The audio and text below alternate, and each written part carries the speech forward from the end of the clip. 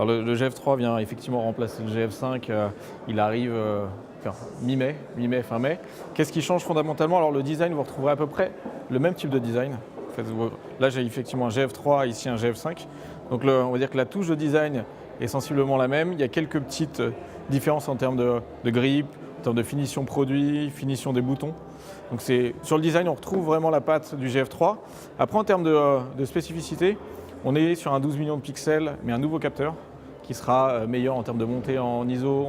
On annonce jusqu'à du 12800 ISO. On a notamment une meilleure interface, c'est-à-dire qu'on est sur une interface tactile. Cette fois-ci, un écran 920 000 points, contrairement au précédent qui était à 460 000. Et on a une interface beaucoup mieux finie. Vous voyez que là, on joue beaucoup sur des icônes, des couleurs pour finalement attirer ce genre de public un peu néophyte qui veut évoluer dans sa culture photo. Après, on retrouve toujours un flash intégré. Donc ça fait partie, on va dire, de la patte des GF. Et on a cette optique motorisée que vous connaissez déjà, mais qui va être, on va dire, un point essentiel. Parmi nos ventes en termes de Lumix-EG, le fait de l'intégrer avec cette optique est un vrai plus. Vous voyez, on est sur une optique motorisée, rétractable. Quand je l'éteins, on est sur un boîtier qui fait voilà, à peine cette profondeur-là.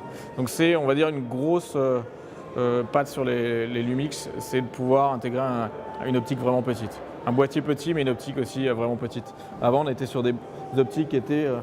j'ai des optiques plutôt de cette taille-là, donc c'était assez compliqué d'associer à la fois ce boîtier et des optiques plus grosses. En fait, la fin d'année a été, on va dire, très positive pour le marché des hybrides.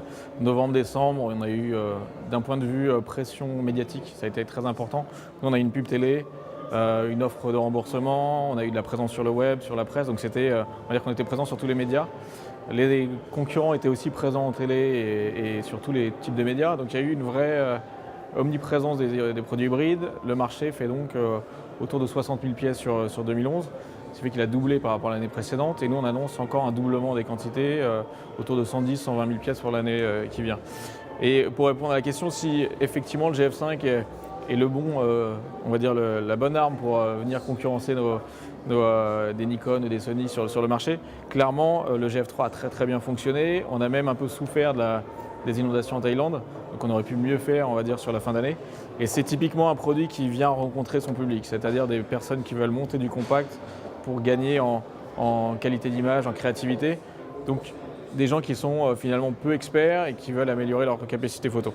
Et à la fois le design, les caractéristiques du produit, on rencontre vraiment le public là-dessus.